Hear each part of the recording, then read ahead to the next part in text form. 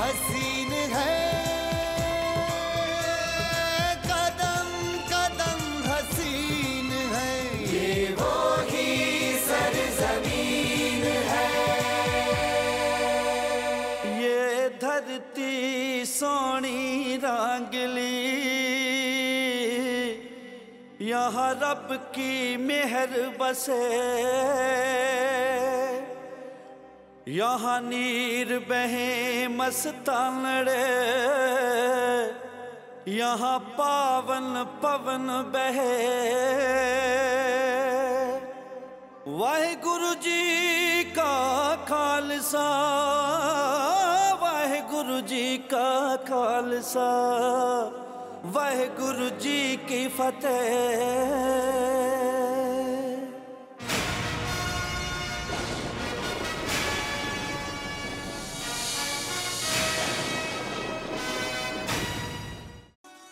अब तो मेरी ती गुजरावाला पर राज करेगी। कैसा राज बेबे जी? मैं तो जब भी सुकर चक्कियों के बारे में सोचती हूँ तो बापू जी की मौत याद आ जाती। उड़ती उड़ती खबर तो हमने भी सुनी है। अब तो मैं सोचता हूँ कि हम पहले शाहजमां से निपट लें, उसके बाद ही शादी की बात करेंगे। तू जानबूझकर हमारे इलाके में बिना इजाजत घुस आया है। अब कोई बहस नहीं, चुपचाप हमारे साथ चलो वरना यही खून खराबा होगा। चलिए, मुझे अभी लाहौर के लिए रवाना होना है। नहीं, तू वहां नहीं जाएगा। बेबे जी, इज्जत गवाकर अगर ये जिंदगी 100 बार मिलती है तो मैं इस पर लानत भेजता हूँ, और 100 बार जिंदगी गवाकर इज्जत एक बार मिलती है तो मैं उसके लिए तैयार हूँ।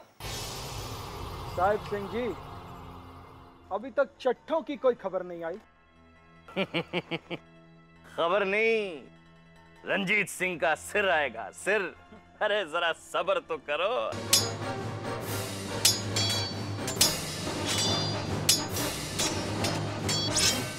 सिंह साहब, मेरे लिए आपने इतना बड़ा खतरा मोल लिया, क्यों? नहीं दीवान जी, ये खतरा नहीं, आपकी वफादारी की इज्जत है। देख क्या रहे हो? आग लगा दो इनके घरों और खेत खलिहानों को। संसार चंद ने जो लहू बहाया है उसके छींटे मेरे मुंह पर भी पड़े हैं। ये मेरे अपनों का लहू है। इस नुकसान की भरपाई तो नहीं हो सकती, लेकिन ये सब दोबारा नहीं होना चाहिए। एक और जंग, एक और लड़ाई, क्या हम सिख हमेशा आपस में लड़ते रहेंगे? पंजाब की इस धरती पर अमन चैन कभी नहीं आएगा। क्या हुआ पुत्र? क्यों गरज रहा है? मैं समझ में नहीं आता कि अपनी कौम पर गुस्सा किया जाए या तरस खाया जाए। सब खून बहाने पर आमादा हैं। साफ साफ बता पुत्र, हुआ क्या है? माई, चल तू बैठ।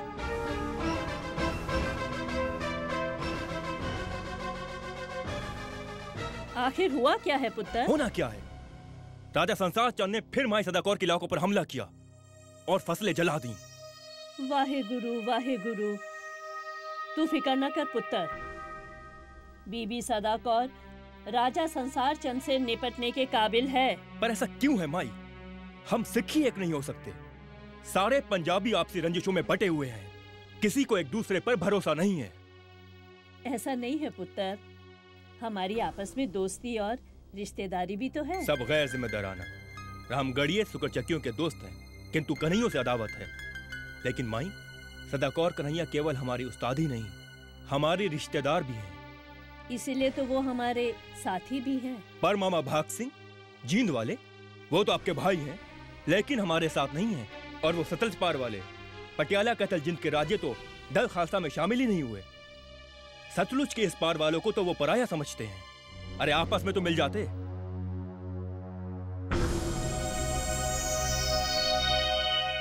मैंने सुना है कि उनके दरवाजे पर अंग्रेज आकर बैठ गया है। थॉमस, उसने हांसी हथिया लिया है। मुझे तो डर है कि ये अंग्रेज एक दिन सारा मुल्क हड़प लेंगे। ना इधर के सिक्कों में एका है ना उधर के।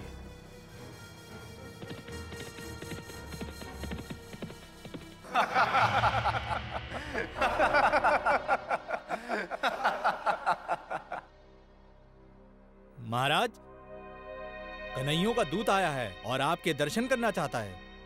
ले भी सुमेर चंद, तेरे कांटे की लहर तो सदाकौर तक पहुंच गई। उसने अपने दूत को भेजा है। दूत? अपने आप को ब्रिटानिया की महारानी समझती है क्या? उसे आने दो, देखे तो जरा ये दूत किस सुर में बोलता है। सत श्री अकाल राजा साहब, मैं अपनी रानी साहिबा माई सदाकौर जी का पैगाम लेकर आया हूँ। अच्छा, कोई दावतनामा लेके आए हैं आप रानी साहिबा का? आप पैगाम पढ़ लें, मैं तो ठहरा दूत, मैं क्या जानूं।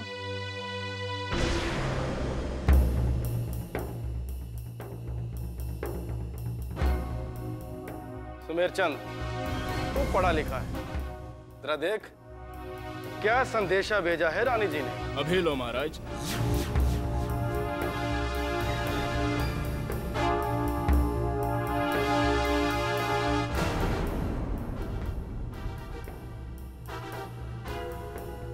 राजा संसार चंद जी, सत श्री अकाल।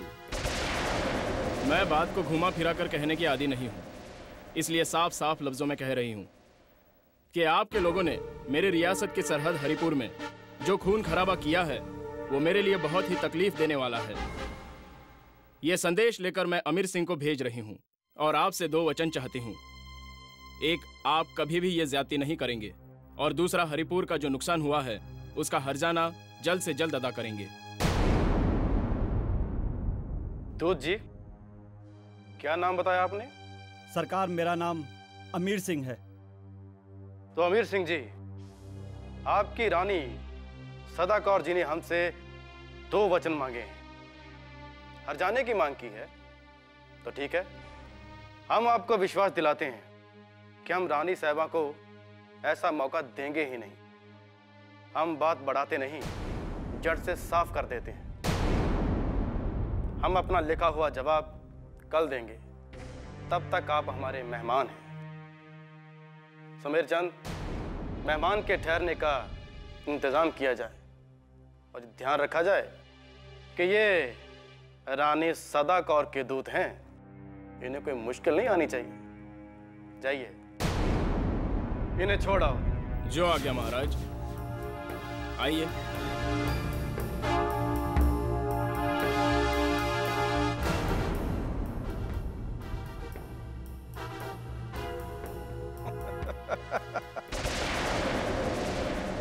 अरे जाना।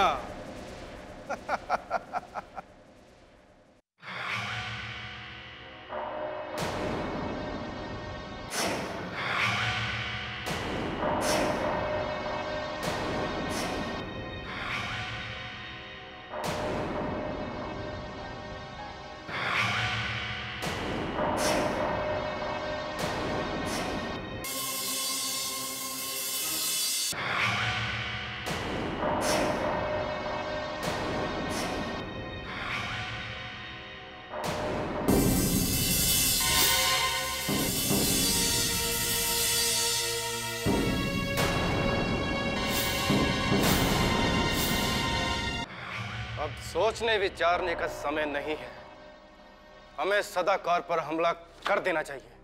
सरहद की लूटपाट और है, और हमला करके पूरी रियासत पर कब्जा करना और। आप शायद ये भूल रहे हैं कि रंजीत सिंह सदाकौर का दामाद है और उसने अभी भंगी सरदारों को करारी मात दी है। हमें उस पर हमले की तैयारी शुरू कर देनी चाहिए। अमावस की आधी रात हम बटाला पर हमला करेंगे। ठीक है, ये तय रहा।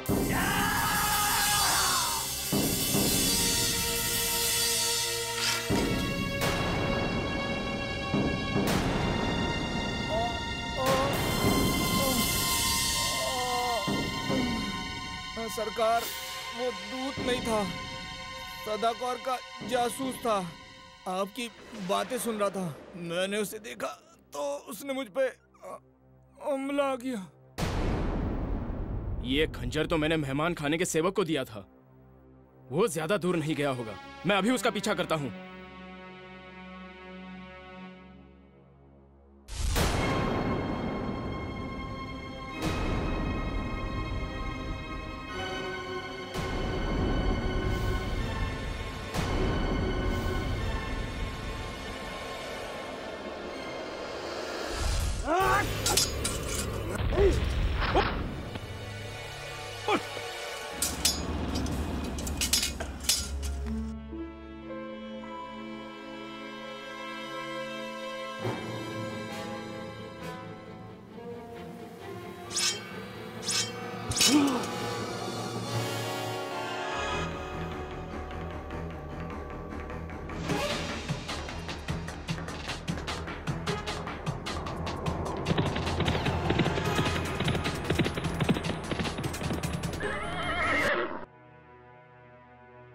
अमीर सिंह जी, आपको क्या हो गया? वो लोग हमला करने की तैयारी में हैं। अमावस की आधी रात को वो लोग हमला करेंगे। मुझे अफसोस है कि मैं उस वक्त नहीं रहूंगा। वाहिगुरु जी का खालसा, वाहिगुरु जी की फतेह।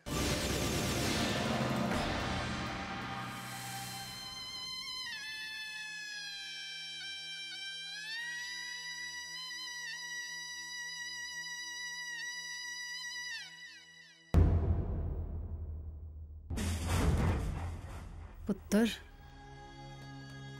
हरिपुर दुश्मनों ने तबाह कर दिया। मैंने शांति से काम लेने की कोशिश की। अमीर सिंह जी को वहां भेजा और उन्होंने अपनी जान देके हमें ये बता दिया कि संसार चंद अमावस की आधी रात को हम पर हमला करेगा। इसलिए मैंने रंजीत को यहां अपनी मदद के लिए बुलाया है और मैं जानती हूं कि वो आएगा। मेरी मदद के लिए वो अपनी जान पर भी खेल जाएगा।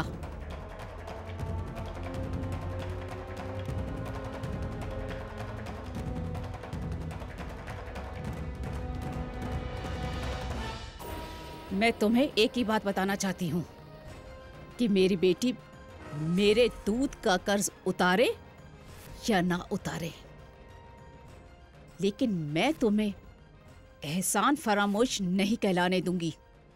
तुम्हें रंजीत का स्वागत करना होगा, क्योंकि कन्हैया रियासत की वारिस तुम हो।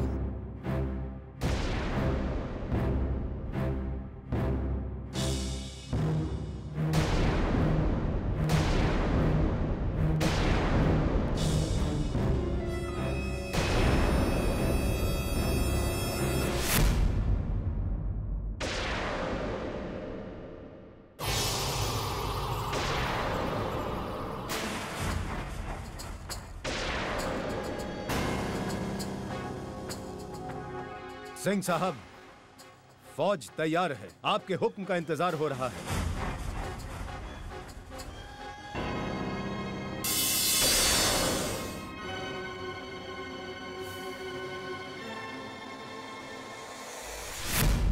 इकबाल, तुम यहाँ क्या बात है? आपसे एक विनती है। इकबाल, वक्त बहुत कम है। सिंह साहब मेरा इंतजार कर रहे होंगे। हमें बटाला पहुंचना है। दीवान जी, विनती ये है कि आप मत जाइए। आप अपनी जगह मुझे जाने दीजिए। सिंह साहब जा रहे हैं और मैं ना जाऊं? क्या ये मुमकिन है कि आंखें जाएं और पलकें न जाएं? मेरा मालिक, मेरा अन्नदाता मैदानी जंग में जा रहा है। क्या कभी सुना है कि ढाल ने युद्ध से मुंह मोड़ा हो? आपने मुझे गलत समझा दीवान जी। मैं तो आपको बस इतना बताना चाहता था कि आपके सामने आपकी बेटी है। कल को उसका ब्याह होगा। मेरा क्या, मेरे होने न होने से किसी को क्या फर्क पड़ेगा? आपके होने ना होने से किसी को कोई फर्क पड़े ना पड़े, लेकिन हमें फर्क पड़ता है। आप शुक्र चक्कियों के नमक ख्वार हैं, वफादार हैं। आपको यहीं रहना है और यहाँ की देखभाल करनी है। ये तो आपने ठीक कहा कि यहाँ की देखभाल करनी चाहिए, लेकिन दीवान जी, कहीं दुनिया वाले ये तो नहीं कहेंगे कि इकबाल मरने से डरता है? दुनिया की छोड़ो इकबाल जी, दिल की सुनो, वो क्या कहता है। अच्छा दीवान जी, मैं चलता हूँ। खुदा हाफिज। खुदा हाफिज। चांद, चांद, आप गए नहीं जान? हाँ जानकी जान, तुम्ही ने कहा था ना कि अगर मैं मैदान जंग में गया तो तुम्हारे दुश्मनों का दम निकल जाएगा। फिर क्या था, मैंने ऐसी तरकीब भिड़ाई कि दीवान लखपत राय ने खुद ही कह दिया कि मैं यहाँ की देखभाल करूँ। जानम, आपकी तारीफ करने को जी जा रहा है। तो करो ना। आप अव्वल दर्जे के। अव्वल दर्जे के? क्या? आप अव्वल दर्जे के वो हैं। अच्छा।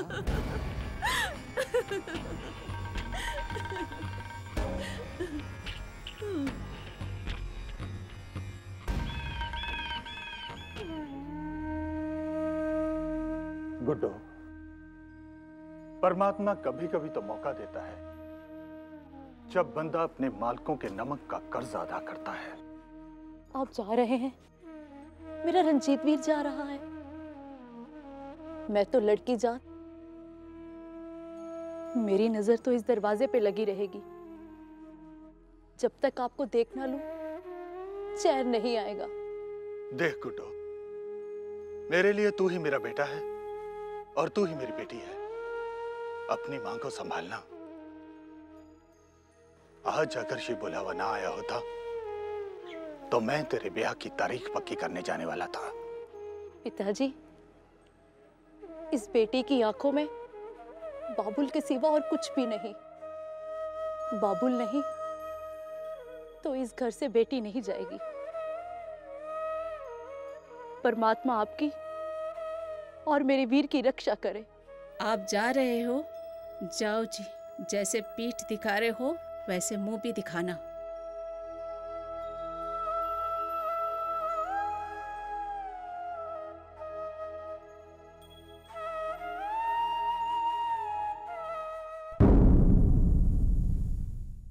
जो दूसरों की रक्षा करते हैं ना पुत्र, उनकी रक्षा तो वाहे गुरु आप करते हैं।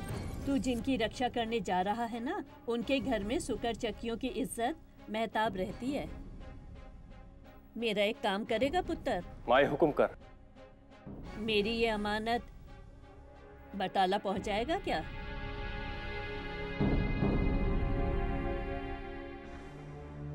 ये कंगन महताब को देना और कहना, रानी सदा कौर जी मेरी माँ के समान है। वो मेरी उस्ताद भी हैं और उन्होंने मुझे वहां राजा संसार चंद से अपनी रक्षा के लिए बुलाया है। अगर ये मेरी तलवार मायान में वापस आ गई तो मैं ये आपकी अमानत उन तक पहुंचा दूंगा। जा पुत्र, वाहे गुरु तेरे अंग संग सहाय।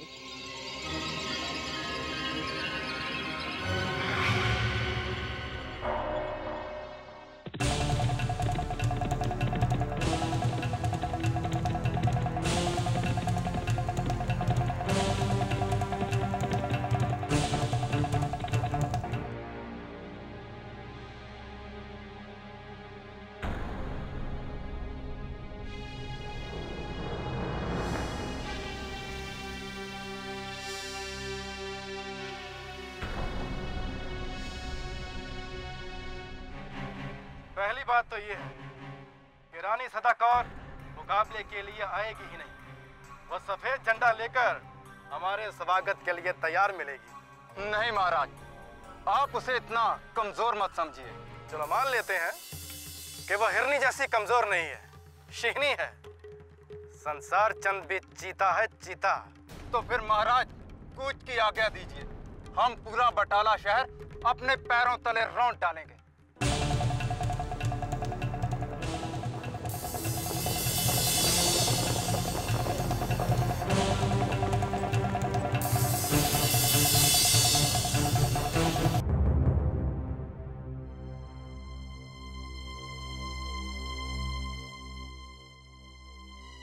बेबे जी,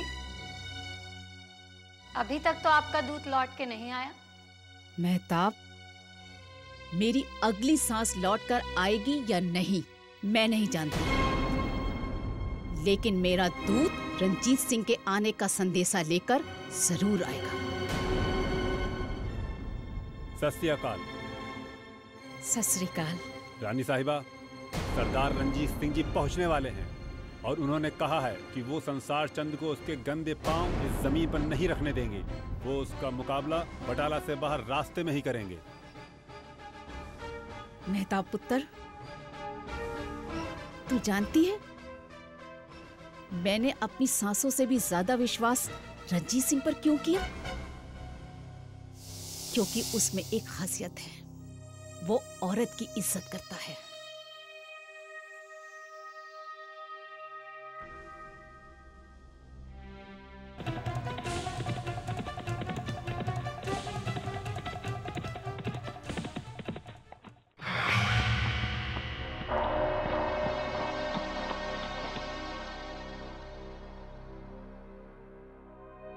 पैरी पैना माई जी। जिंदारा पुत्र, तुम्हें देख लिया तो सांस में सांस आ गई।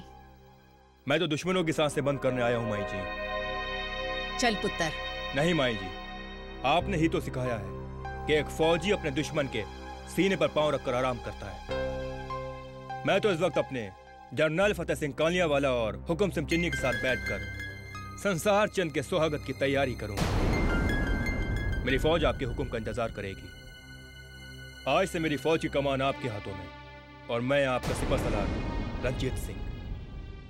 नहीं पुत्र, ये जंग तो तुम्हारी कमान में लड़ी जाएगी। मैं भी तो देखूं इस जंग के मैदान में एक उस्ताद की लाज कैसे रखता है शागिर्द।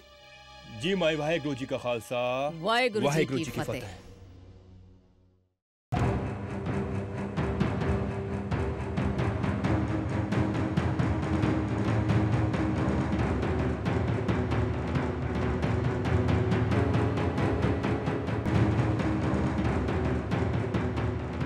ये तो लगता है कि रानी सदाकौर मुकाबले के लिए खड़ी है, लेकिन उसके पास इतनी फौज आई कहां से? महाराज, ये तो शुक्र चक्के निशान वाले घोड़े हैं। क्या? आपने तो कहा था कि रंजीत सिंह नहीं आएगा। मेरी खबर पक्की थी। अब क्या करें महाराज? करना क्या है? हम मुकाबला करेंगे। आगे बढ़ो।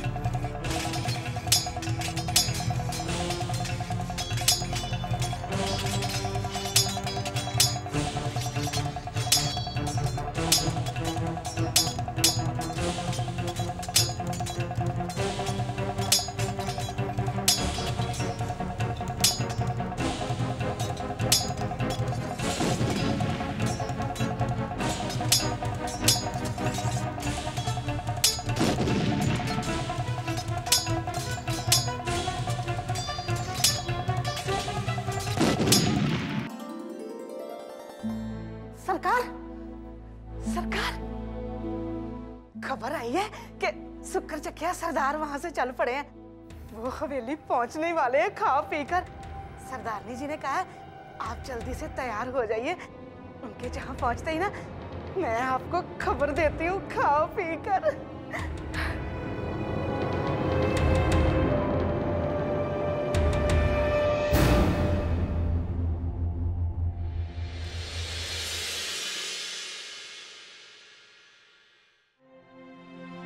मेहताब पुत्र, मेहताब, मेहताब, तू आप हैरान क्यों हैं माँ? आपको लग रहा है कि वो जीत कर हवेली पहुंचने वाले हैं और मैं अभी तक तैयार भी नहीं हूं? क्यों?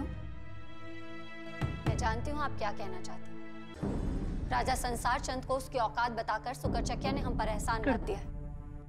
मैं मानती हूं और इस रियासत की वारिस होने की वजह से मुझे उन्हें धन्यवाद देना चाहिए।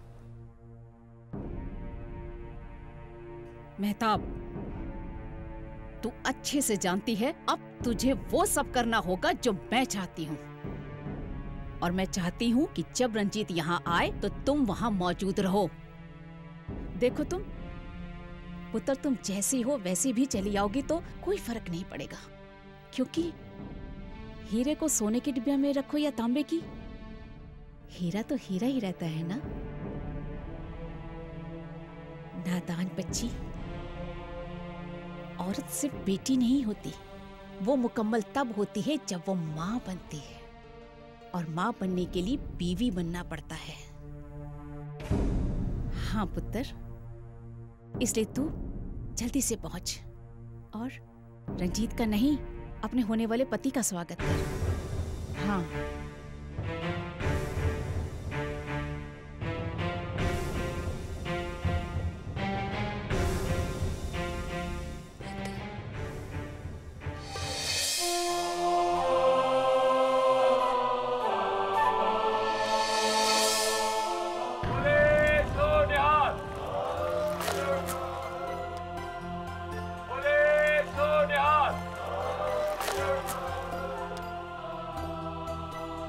पैरी पहना माई जी। जिंदा रह पुत्र, तुम पर दसों गुरु साहबान की कृपा बनी रहे। श्री गुरु ग्रंथ साहब हमेशा तुम्हारा मार्गदर्शन करते रहे। पुत्र, आज तुम बहुत दिनों के बाद हवेली में कदम रख रहे हो। आज तक तो एक माँ अपने बेटे का स्वागत करती थी, और आज तुम्हारा स्वागत करेगी सुकरचकियों की होने वाली बहू।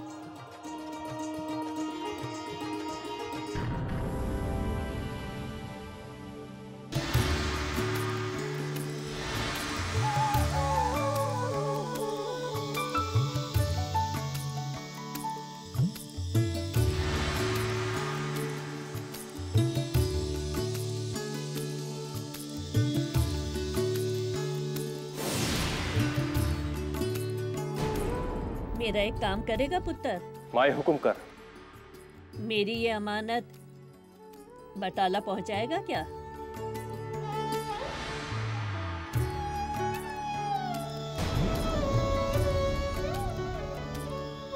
माई ने ये नहीं बताया कि कंगन देने किसे है, सदा कौर जी को या मेहताब को। अब तो पूछने का मौका भी नहीं है।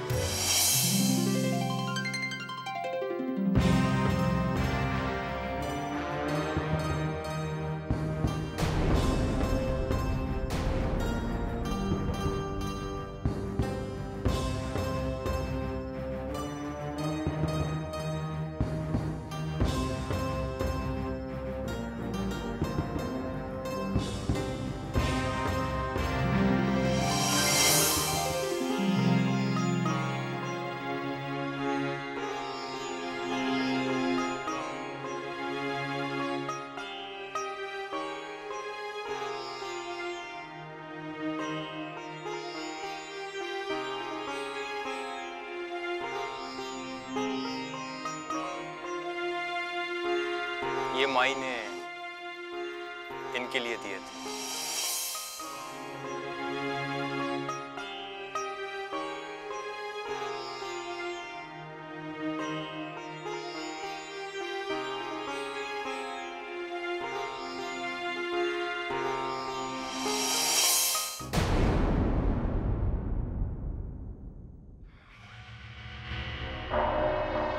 हम ये बात मरते दम तक नहीं भूल सकते कि बटाला में हम लोग अपनी फौजों को कटवाने के लिए गए थे। राजा संसार चंद तो बाजीगर का तमाशा हो गया। डुगडुगी बजी तो है और फिर डुगडुगी बजी तो गायब। महाराज, रंजीत सिंह के पास तोपें ना होती तो हम उसे देख लेते। उसे देखने के लिए हमें कोई और उपाय ढूंढना पड़ेगा। रंजीत सिंह का कद छोटा करने के लिए हमें किसी ऊंचे कद वाले की मदद चाहिए। राजा साहब, मेरी तो सलाह है कि शाहजमां को यह बात पता चलनी चाहिए कि हमने उसकी ताकत बढ़ाने की कोशिश की तो रंजीत सिंह सदा कौर की मदद के लिए पहुंच गया। बात तो तुम्हारी ठीक है, लेकिन शाहजमां ने तो कहा था कि पूरे पंजाब का मालिक कानूनी तौर पर अफगानिस्तान है, क्योंकि अहदनामे में मुगलों ने पूरा पंजाब और हमारे पहाड़ी इलाके जम्मू कांगड़ा को भी अफगानिस्तान के नाम लिख दिया था। और इसी अहदनामे के मुताबिक हम सबको खिराज पहुंचाना जरूरी था। लेकिन जब पंजाब से खिराज जानी बंद हो गई तो हमने भी बंद कर दी। अब कौन सा मुंह लेके उसके पास मदद के लिए जाएंगे? ये बात तो ठीक है, पर एक पैगाम लिख भेजने में क्या हर्ज है?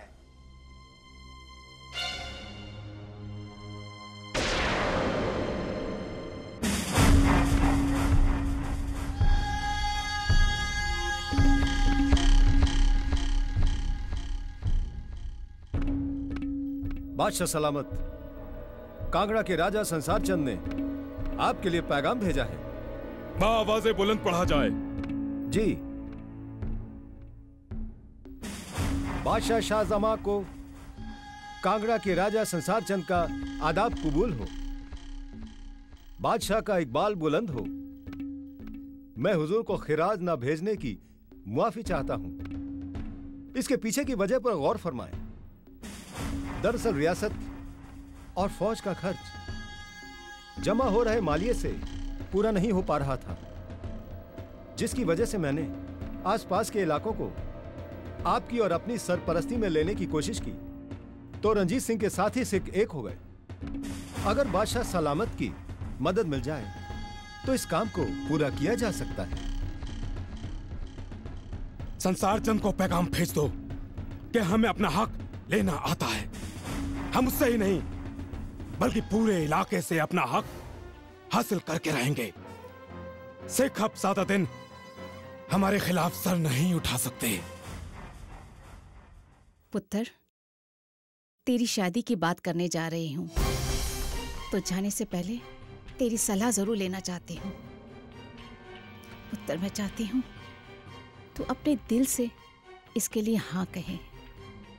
बेबे जी, अपनी रियासत को बचाने के लिए ना चाहते हुए भी सीने पर पत्थर रख के आपने इतना कुछ किया, तो इस रियासत के लिए मेरा भी कुछ फर्ज बनता है।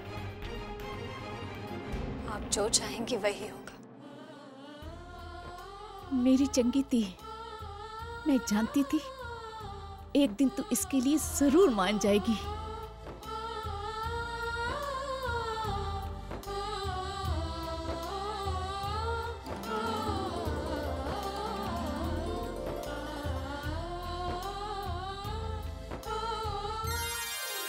बेबे जी, बहन सदा कौर जी आई हैं। पैरी पहना माई जी। खुश रहो पुत्र, आओ बैठो।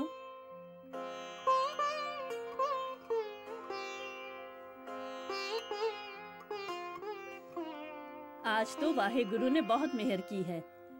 पता है तुझे, मैं तुम्हारे बारे में सोच रही थी कि तुम। हुक्म कीजिए माई जी। हुक्म नहीं पुत्र, दिली ख्वाहिश है मेरी, सपना है जिंदगी का कि अपने जीते जी रंजीते का घर बसता देख लूं। अरे जिंदगी दा की भरोसा, बहुत देर हो गई है। इस हवेली में बच्चों की किलकारी नहीं सुनी। सच कहूं तो मैं यही बात करने आपके पास आ रही थी। मेरा तो मन चाहता है अगले ही महीने मेहताब के फेरे हो जाए। सच? अरे राजकौर, जल्दी से मुंह मीठा करा भाई।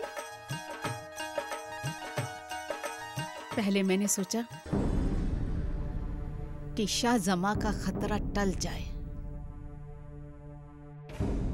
फिर सोचा खतरे तो हम सिखों पर बरसों से मंडराते रहे हैं।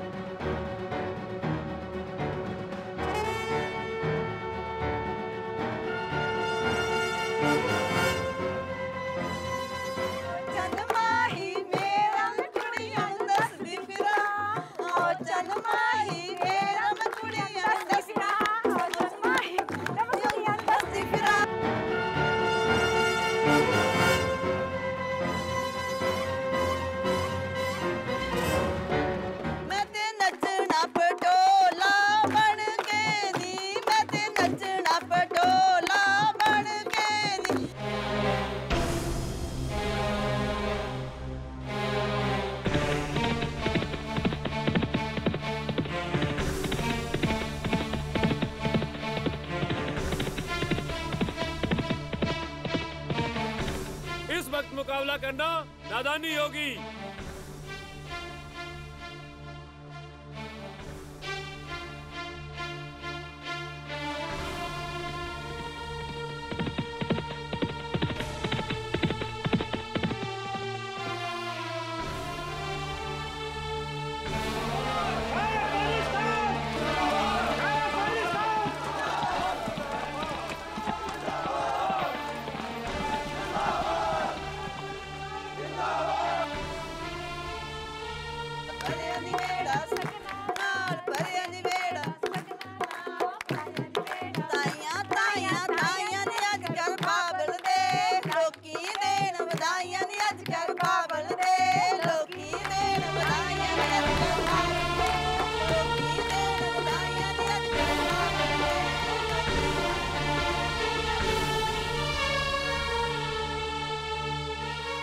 खालसा जी, इस वक्त विघ्न नहीं डालना चाह रहा था, पर अब तक खबर पहुंचाना बहुत जरूरी था।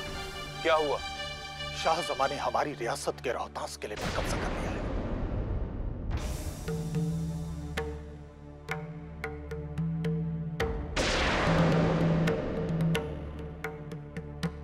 फौरन हमले की तैयारी करें।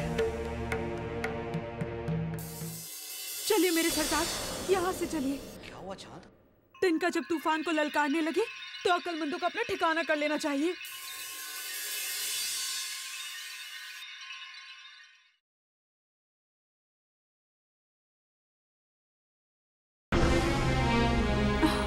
चांद, आज तूने क्या पहेलियां बुझाने की ठान रखी है क्या? और ये तो किस तूफान की बात कर रही है? उसी तूफान की जिसके कहर से बड़े बड़े कांप जाते हैं। वो तूफान नहीं, जीता जागता कहर है। इससे पहले कि शाहजमां की फौजें हम पर टिड्डियों की तरह टूट पड़े, मैं तो सबसे पहले महफूज जगह पर जाऊंगी। और लाहौर में सबसे महफूज जगह भंगी सरदारों के पास है। मैं कुछ दिनों के लिए लाहौर जा रही हूँ। मुझे छोड़कर? सरकार, आपसे दूर रहूंगी, हालत मरो जैसी हो जाएगी। पर अगर जिंदा रही तभी तो आपका ख्याल रख पाऊंगी ना। अच्छा, मैं चलती हूँ। खुदा हाफिज।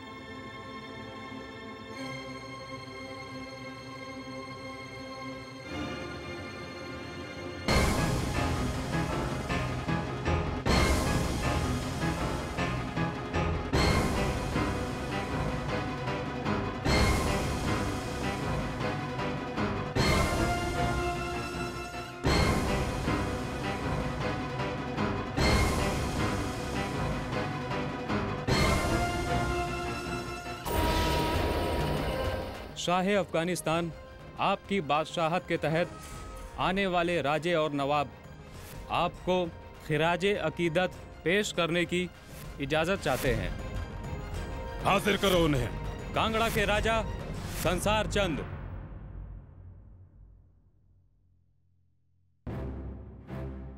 जम्मू के राजा संपूरन देव,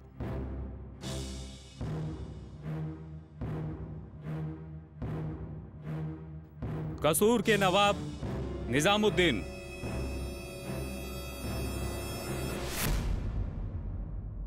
जंडियाले के महंत बिशंबर दास,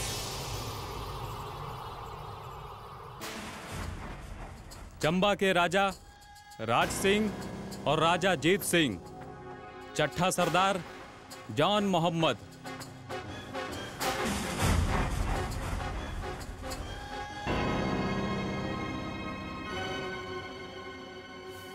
अगर तुम लोग खिराज देकर यह समझ रहे हो कि शाह अफगानिस्तान का दिल जीत लोगे तो बिल्कुल गलत हो। अगर हिसाब किया जाए तो अफगानिस्तान के खजाने की तरफ तुम हिंदुस्तानियों का इससे कई गुना बकाया है।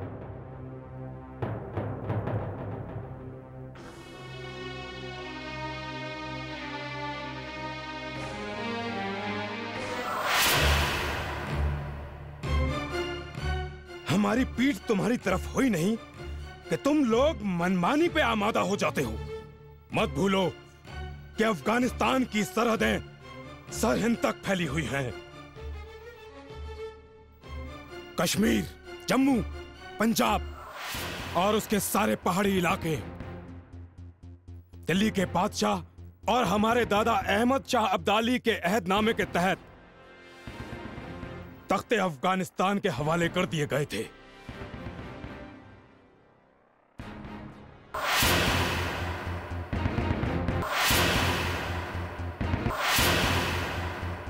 जाइए और बाकी की रकम जमा कीजिए और पिछला हिसाब चुकाइए, वरना अफगानों को अपनी शमशीर के दम पर भी खिराज हासिल करना आता है। सरकार, जान की अमान पाऊं तो कुछ अर्ज करूं? कहिए। हम तो फर्मा बरदारी से आपकी खिदमत करना चाहते हैं हुजूर, लेकिन इन सिखों ने माहौल खराब कर रखा है। सरकार के हुक्म को कुछ समझते नहीं। कहते हैं कि हुक्म मानेंगे तो सिर्फ अपने वाहिगुरु का, अपने खुदा का।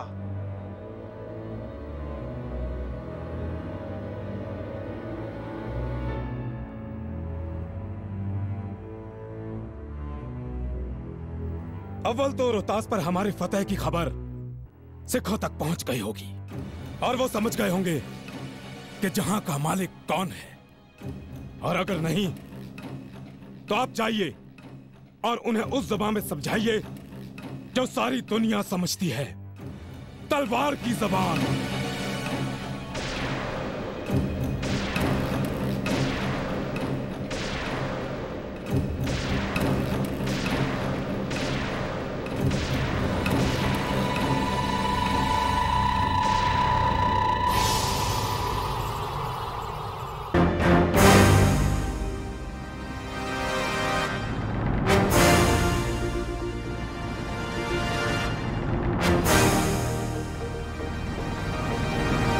ये वो